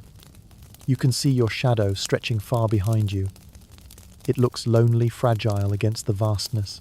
You wonder if loneliness is uniquely human, or if some part of it exists in every living thing. Maybe the ape that looked at the sky earlier felt something like it too.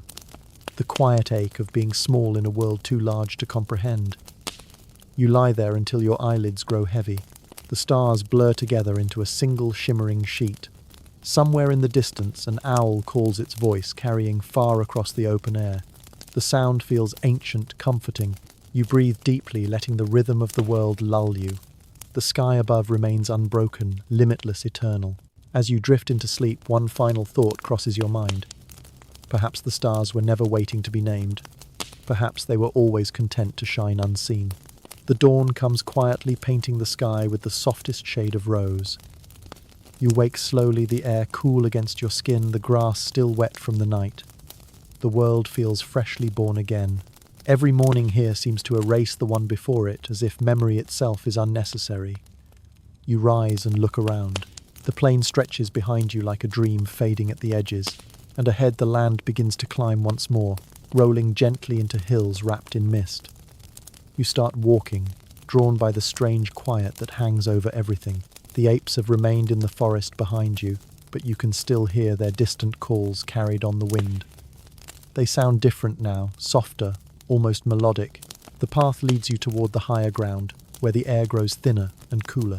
The trees here are smaller, shaped by the constant wind. Their branches twist and bow, giving the landscape an ancient, sculpted look. You walk for hours without seeing another creature larger than a bird. It feels like walking through the mind of the earth itself, empty but alive. You start to think about what belief might look like in a world without humans. How would awe take form without language or ritual? Can there be faith without words? As the sun climbs higher, you find a small plateau overlooking the valley. The view is staggering. Rivers coil through the land like veins of light, and beyond them lies the ocean, calm and endless. You sit down and close your eyes, letting the wind play through your hair. In your world, people once believed the ocean was the domain of gods, that the sky and sea were mirrors of divine will. Here, there are no myths yet. The feeling of sacredness lingers. The silence itself feels holy. Historians still argue about when spirituality began. Some claim it started with the first burials, when early humans began to mourn and imagine afterlives. Others believe it emerged from awe, the simple recognition of beauty beyond understanding. Watching this horizon, you find yourself agreeing with the second view. Faith might not need words at all. Maybe it began as a feeling, a tremor of wonder in the chest of some forgotten ancestor. You notice shapes moving along the shoreline below. A group of apes has wandered farther than you expected. They walk slowly, not searching for food, just moving together as if drawn by something unseen. They stop at the water's edge, staring at the waves. You watch them in silence. The tide rushes forward and touches their feet, then recedes. They do not run. They simply watch. The repetition of the waves seems to mesmerize them. One raises its arms, slightly palms open. The others mimic the gesture. It could be coincidence, or it could be the beginning of ritual. You feel a strange ache in your chest, the kind that comes when you witness something both simple and profound. You climb down toward them, staying hidden among the rocks. The apes continue their quiet rhythm, swaying with the movement of the sea. It feels like prayer without purpose. No god, no name, just presence. The sound of the water against the shore becomes a hymn, the crashing waves a choir. You watch until your eyes blur from salt and sunlight. A quirky historical fact crosses your mind. In ancient Mesopotamia, temples were built with steps leading upward to bring humans closer to the heavens. The word for such a structure, ziggurat, means to rise high. It was humanity's way of bridging the gap between earth and sky. But these apes need no steps. They stand at the edge of the sea, already connected to the infinite. You wonder if belief at its core was never about gods at all. Maybe it was always about perspective. To stand before something vast and feel small, to feel gratitude without knowing why. The apes experience that instinctively. You envy them for it. Their reverence is pure because it is wordless. The sun climbs higher, reflecting off the water in dazzling streaks. The apes move away from the shore and begin climbing the cliffs, their movements slow and deliberate. You follow at a distance. When they reach a plateau, they gather around a large stone outcrop. It is smooth and flat, shaped like an altar, though carved only by time. They touch it one by one as they pass. You can feel the meaning in the gesture, though you cannot explain it. Maybe this is how religion begins, not in temples or scripture, but in the silent act of recognition. Historians still debate whether spirituality can exist without consciousness. Some say belief requires self-awareness, the ability to imagine beyond one's senses. Others argue that reverence is simply an emotional reflex, the brain's response to beauty or fear. Watching these creatures, you sense that the truth lies somewhere in between. The apes do not believe in gods, but they understand wonder. That may be enough. You find a place to sit near the cliff's edge, watching the ocean stretch endlessly below. The waves crash with steady rhythm, filling the air with a sound like breathing. The apes have settled into rest, grooming each other and dozing in the sunday. One young ape sits apart, staring into the distance. You follow its gaze and realize it is watching the horizon, the line where the sky meets the sea. It looks thoughtful, almost contemplative. Perhaps it sees something you cannot. The day warms. The apes eventually descend, disappearing into the forest again. You stay behind, lost in thought. The stillness of the sea feels eternal, yet it moves constantly, a contradiction that mirrors your own emotions. You think about how humans once used religion to explain what they could not control. Here, control is unnecessary. The world exists in a perfect cycle of acceptance. The tide comes in, the tide goes out. Life moves forward. Nothing needs explanation. A soft wind brushes against your face, carrying the scent of salt and earth. You breathe deeply and feel a calm you have never known before. Perhaps this is faith without dogma, the kind of spirituality that belongs to the land itself. It requires no followers, no prophets, no promises of eternity. It is enough just to exist within it. As the sun begins to set, the sky erupts in color. Gold melts into crimson, and the ocean reflects every shade. The light seems alive, shifting and breathing. You can feel the temperature drop as the last warmth of the day fades. The apes' distant calls return, blending with the rhythm of the waves. You close your eyes and listen, imagining their voices rising like a chorus to the stars. Night falls quickly. The sky fills with constellations too bright to look at directly. The moon rises over the water, scattering a path of light across the surface. You realize that even without humans, the heavens still perform their nightly ritual. The planets move, the stars burn, the tides obey the pull of gravity. Worship is unnecessary. The universe worships itself. A final thought drifts through your mind as you settle against the rocks. Perhaps belief was never about seeking gods, but about remembering the connection that was always there. In a world without names or temples, divinity still exists, woven into every wave, every leaf, every breath of wind. You feel the pulse of it now, slow and steady, matching your heartbeat. As you close your eyes, the sound of the ocean fades into the rhythm of sleep. The night feels infinite, the stars uncountable. Somewhere in the darkness, a voice inside you whispers the truth you came here to find. The world never needed gods to be sacred. It was sacred all along. The air feels heavier now, colder, sharper against your lungs. You wake to find frost clinging to the grass, glittering in the first light of dawn. The world around you is changing.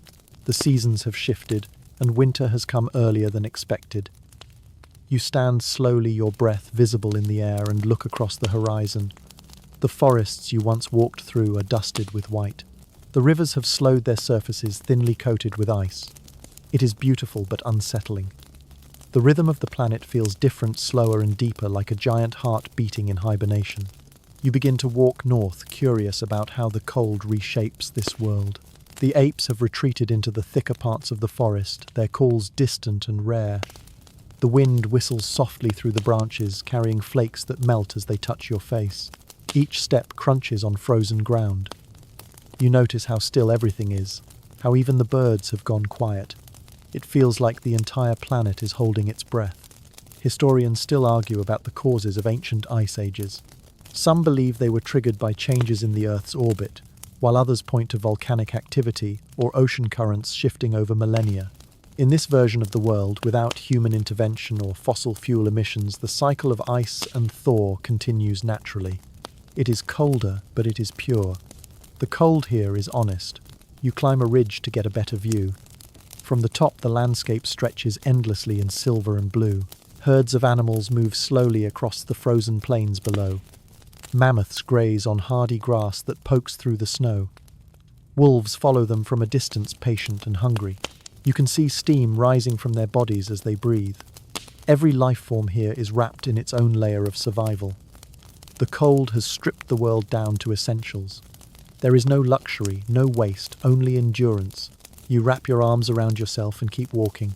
The wind bites harder now, and the snow deepens with every step. In the distance you see smoke. For a moment your heart leaps, thinking it might be fire from an ape camp, but as you draw closer you realize it is not smoke at all. It is mist rising from a crack in the earth. Hot air escapes from the planet's core, meeting the cold above. The steam forms clouds that drift away, feeding the snow that falls miles from here. You crouch beside it, feeling the warmth brush against your hands. The earth is still alive beneath the ice. A quirky thought comes to mind.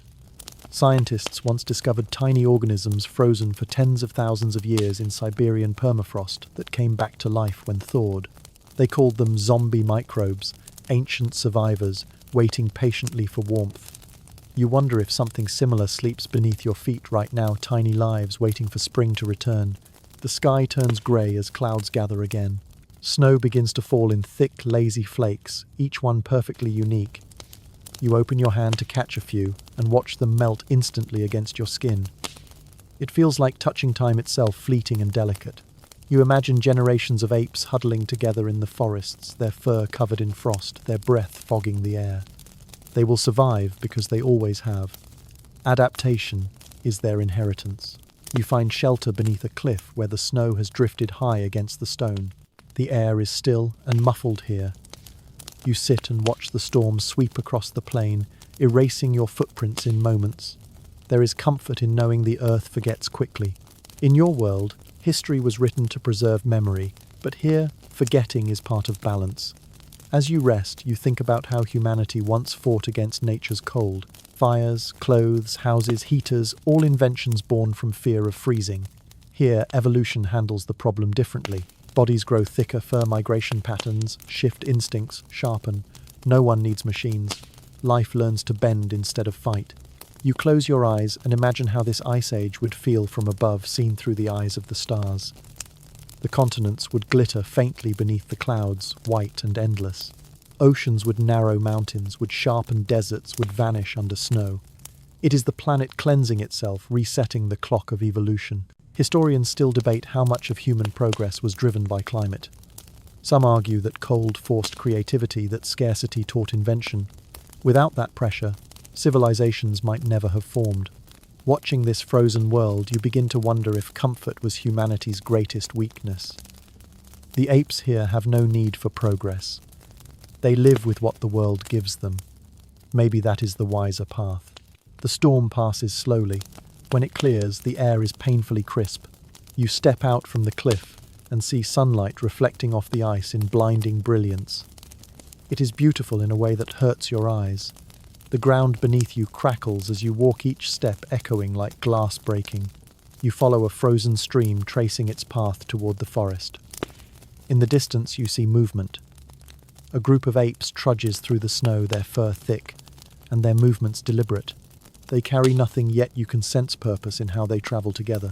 One stops to look at you, then continues on, leaving a trail of prints behind. For a moment you think you see understanding in its eyes, a quiet recognition of shared endurance.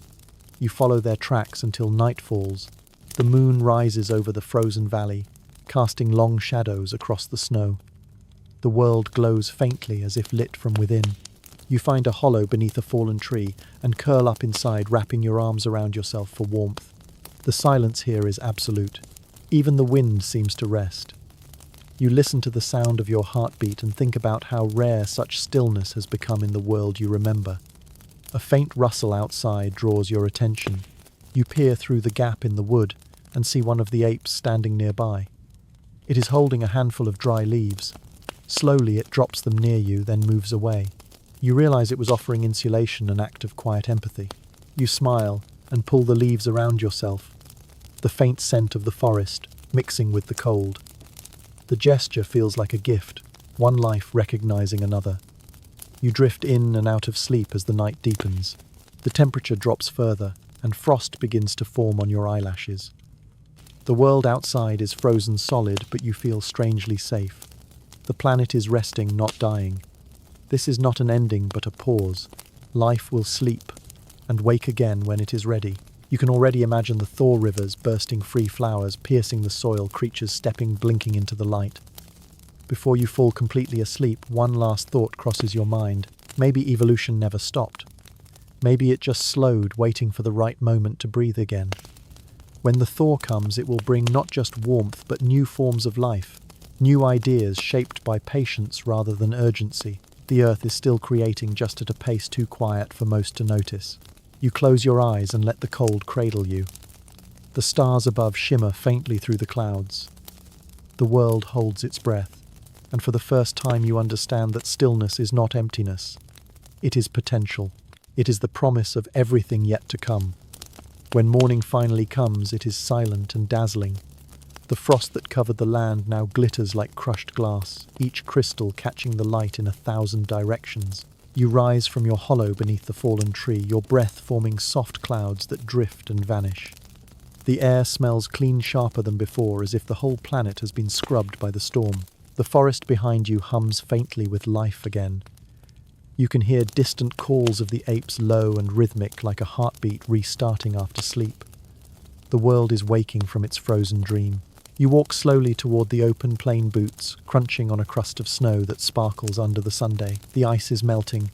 Tiny rivulets of water run beside your path, carrying the remnants of winter toward the rivers. Everywhere you look, movement returns. Birds swoop. Low animals emerge cautiously from burrows, and in the distance you see herds of grazing creatures spreading across the horizon. The balance of life has survived. The cold, reshaped but unbroken. Yet something feels different. The peace you once felt in this place is no longer absolute. You sense tension in the air, a quiet competition growing between the creatures that share this world. You follow a narrow trail that winds between the rocks and leads you toward a valley. The snow here has melted more quickly, revealing fresh earth and pale grass. You spot a group of apes near a cluster of trees, their fur darker, now thicker than before. They move in coordinated lines, taking turns to guard and forage. Their discipline feels new, deliberate, as if they have learned from the long winter that survival requires more than instinct. You stop and watch them from a distance. Two males face each other, both tall and strong. Their movements are measured, their sounds low and guttural. They circle one another before one finally retreats.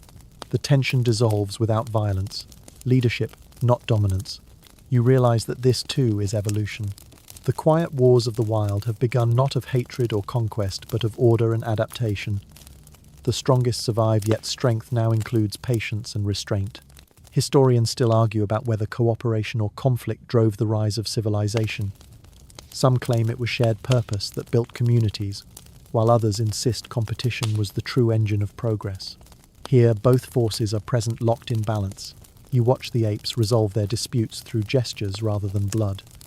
They have found a way to coexist without destroying each other, for now. The wind carries a new scent, musky and heavy. You follow it, and soon hear the sounds of water rushing through the valley. A wide river splits the land, its current strong with melted snow.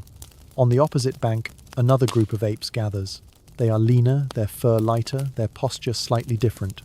You realize what you are seeing: divergence. These are the same species, yet time and distance have begun to shape them differently. You feel a ripple of awe. Nature is experimenting again. You stay hidden and observe as one group crosses the water, wading carefully through the shallows. The others watch but do not attack. Instead, they mirror each movement, cautious yet curious. The river becomes a meeting ground, not a boundary. You wonder if this is how tribes once formed, out of the silent recognition that survival is easier together than apart. A quirky fact flickers in your memory. In your own world, modern humans and Neanderthals coexisted for thousands of years, even interbred. For centuries, scientists debated whether their encounters were peaceful exchanges or violent conflicts. Watching these apes, you can almost see how both could be true. Nature rarely chooses one path. It takes all roads at once. You wander downstream as the river widens and slows. The sun warms your skin and the ground softens underfoot. You find a quiet spot where the apes have left behind, traces of their presence broken, branches, footprints, fruit rinds scattered in a rough circle. They gathered here recently, perhaps to share food or rest. You pick up a cracked shell and turn it over in your hand. It feels worn, smoothed by many fingers. It is not a tool, not yet, but it could become one. The idea makes you smile. You are watching history write itself in gestures instead of words. The day stretches long and bright. You follow the river as it winds through the valley, your reflection shimmering beside you. The air buzzes with insects and the trees along the banks sway gently in the breeze. Everything feels alive with anticipation. The peace of this world is no longer static. It is dynamic, full of motion and possibility. Life is not simply surviving anymore. It is beginning to organize. You stop when you hear a distant cry. It is deep, almost human. You turn toward the sound and see a group of large predators moving across the ridge. They are sleek and powerful, their movements fluid and silent. The apes nearby freeze. You watch as they gather their young and climb quickly into the trees. The predators pause at the edge of the forest, eyes glinting, but they do not attack. They have learned too. Prey and hunter understand each other in this delicate balance. It is not peace, but it is equilibrium. Historians still debate whether intelligence makes violence worse or simply changes its form. You think about that as you watch the apes settle again after the predators leave.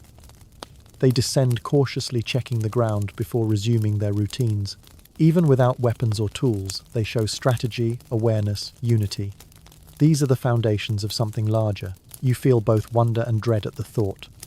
Perhaps intelligence always leads to dominance, and dominance always leads to struggle. The sky begins to shift toward evening. The golden light softens into amber, and the world takes on the hush of approaching night.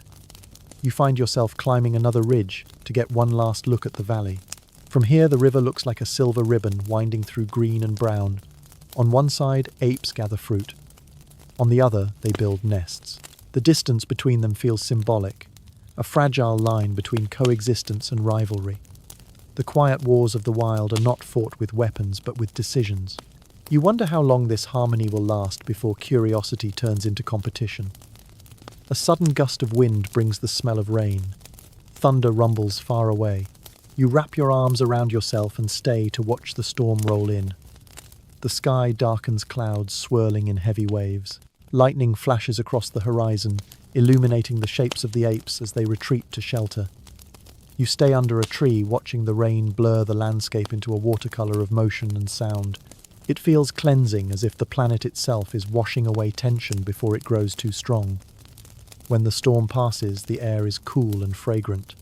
Mist rises from the valley floor, curling around the trees. The apes emerge again, shaking water from their fur, resuming life as if nothing happened. You smile. Conflict may exist here, but it never festers.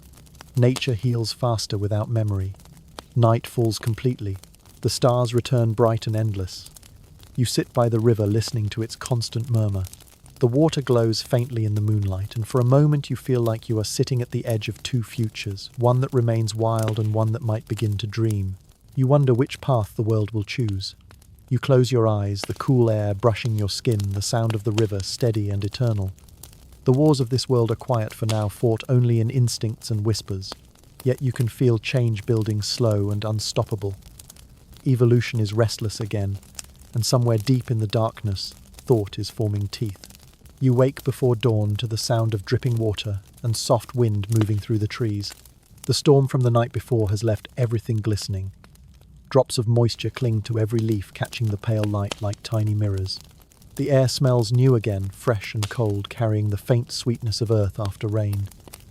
You rise slowly, feeling the stiffness in your legs, and look out over the valley below. The river glows in the half-light, smooth and steady winding between dark clusters of trees. The world feels calm on the surface, yet you sense something beneath it, something gathering quietly in the minds of the creatures that inhabit it. The great remembering has begun. You walk down toward the forest, listening to the familiar chorus of life. Birds stir first, their calls overlapping like threads of melody. Then come the low grunts and cries of the apes awakening in their nests. You pause, watching them stretch and move, the soft rustle of fur against bark. There is a rhythm to it, like ritual. You notice how they gather together before dispersing, touching hands, brushing shoulders, exchanging glances. The gesture is almost formal, a morning acknowledgement of belonging. They do not know it, but they are shaping memory through repetition. You think about how human cultures once built traditions for the same reason. Morning prayers, communal meals, stories told at dusk. Habits that carried identity through time. Here the apes do not tell stories with words, yet their actions preserve something deeper. They are remembering without language. Their memory is written not on stone or paper, but in movement, sound and emotion. As you move deeper into the forest, you begin to recognize familiar faces among them. A female with a distinct patch of grey fur carries an infant on her back. A large male with a healed scar on his arm sits quietly watching over the group. You remember them from earlier days. They remember you too, or at least your scent. One lifts its head as you approach, eyes meeting yours briefly before returning to its grooming. Recognition is there, fragile but real. You realize that memory is not just survival here. It is connection. Historians still argue about what separates memory from history. Some say history requires deliberate preservation, while others claim that shared experience is enough. Watching these creatures, you understand that memory begins the moment one life recognizes another. History will come later, when recognition becomes storytelling. You follow the group as they move through the trees. They travel along paths that are worn but never marked. Every turn, every branch is familiar to them. Generations have walked this same route, and their feet have left faint impressions in the soil. Even without intention, they are building a map across time. You feel a strange tenderness as you watch them move in unison. The older guiding the young, the strong protecting the weak. Their understanding of belonging is instinctive yet profound. You reach a clearing where the sunlight falls in broken patterns. The apes settle there, spreading out to forage and rest. One young male begins to play with a vine, twisting it around his fingers, then around a stick. The older ones watch with mild interest but do not interfere. The young one repeats the motion, tying and untying knots. The act serves no purpose, yet it continues. Perhaps he likes the texture, or perhaps something in his brain recognizes the satisfaction of pattern. You realize you are witnessing the faint echo of creativity. This is how art begins, not with beauty, but with repetition. A quirky story comes to mind from your world. In the mid-20th century, researchers discovered that Japanese macaques learned to wash sweet potatoes in the sea, and that younger generations copied the behavior even after the original innovators were gone. It was one of the first recorded cases of cultural transmission among non-humans.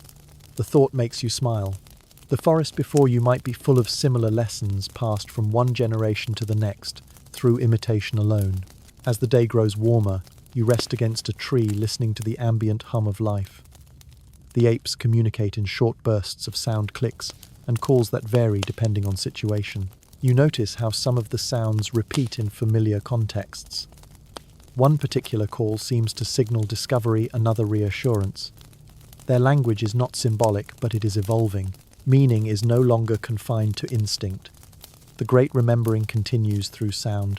Historians still debate whether memory itself shaped intelligence, or whether it was intelligence that shaped memory. You think of how humans once carved marks into bones and shells long before they could write. Those marks were reminders, attempts to hold on to thought. Here, memory is physical, embodied in the environment. A fallen tree becomes a landmark, a nesting site, a generational home. Knowledge lives in the land itself. You wander a little farther from the group and find a cave half hidden by vines. Inside, the air is cool and damp. You step cautiously through the darkness, guided by faint light from the entrance. On the walls, you notice streaks of mud and scratches. At first, you think they are random, but then you see it. The marks repeat, clustered in deliberate shapes. They are not art yet, but they are practice. The apes have been dragging their fingers through the mud for reasons you cannot know. Maybe it is boredom, or maybe it is something more. Perhaps the instinct to create has begun to stir. You run your hand over the wall, tracing the lines. They feel smooth, recent. You close your eyes and imagine the moment they were made. A young hand pressing against stone, leaving a print. The gesture itself is meaning enough. It says, I was here, I existed, I touched the world. That is the first step toward memory becoming history. Outside, the light fades into evening. The apes return to their nests, their movements slower, more deliberate. You sit quietly beneath a tree, watching them settle into rest. They groom each other, gently murmuring low sounds that blend with the whisper of wind through leaves. The forest glows in soft amber light, and everything feels suspended between past and future. You look up at the sky. The stars begin to appear again, one by one. Each time you see them, they seem brighter, closer. Maybe it is not the stars changing, but you. The longer you stay in this world, the more your senses adjust to its clarity.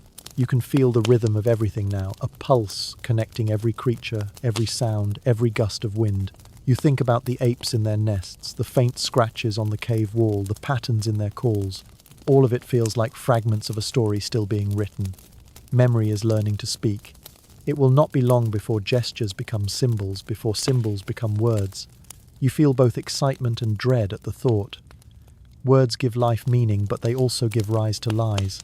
Still, you cannot help but admire the quiet determination of life to remember itself. As the night deepens, fog drifts through the valley, wrapping everything in silver mist. The apes sleep. The river hums softly and the forest breathes. You close your eyes, listening to the faint sound of dripping water from the cave, a rhythm so steady it feels eternal. Memory, you realize, is not about clinging to the past. It is about continuity. Even without humans, the world refuses to forget. You drift towards sleep beneath the stars, the earth cool beneath your palms, the scent of wet leaves all around you. The great remembering continues quietly, patiently, one heartbeat at a time. Somewhere in the darkness, an ape traces its fingers through mud again, and the story begins anew. The morning rises pale, and slow its light spreading over the valley like a soft exhale. You wake to birds fluttering between branches, their wings scattering dew into the air. Everything feels quieter today, as if the world itself is taking one long, peaceful breath. The forest has changed again, where winter once pressed its cold hand over the land, spring now stretches her fingers through the soil, coaxing new life from the ground. The river flows stronger, its sound bright and certain. You can feel the pulse of the planet steadying a rhythm that has carried on since before time had a name. You walk toward the water, your feet sinking into damp earth. The apes are awake, their movements unhurried. Some forage near the riverbank, while others groom each other in lazy pairs. The air is filled with the gentle noise of chewing, the occasional laugh-like call, the whisper of wind through leaves. You watch them closely and realize that they are not merely surviving anymore. They are thriving. The world has shaped them into something new, something balanced. Their society is not built on ambition or conquest, but on understanding. Each creature knows its place within the great rhythm of existence. You wander farther downstream until you reach the mouth of the river. The forest opens into a wide beach where the land meets the endless sea. The sand glitters in the morning light and the waves curl in slow arcs, kissing the shore before slipping back into themselves. The last dawn, you think. Not because the world is ending, but because this feels like completion, a full circle. The apes gather nearby, forming loose clusters along the edge of the water. They dip their hands into the shallows, splash one another and watch the horizon. You realize that none of them are working, fighting or searching. They are simply present. It is a kind of peace that humanity rarely knew.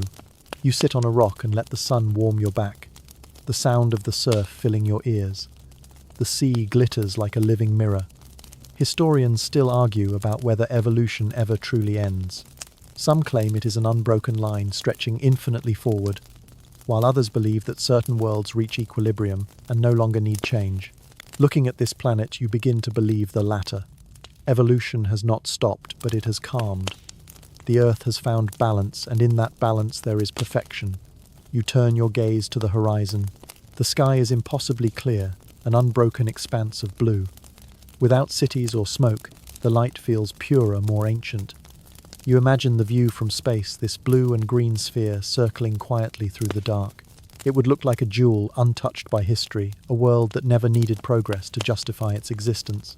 You wonder if somewhere out there another civilization might look upon this place and envy its silence. A quirky fact floats into your mind.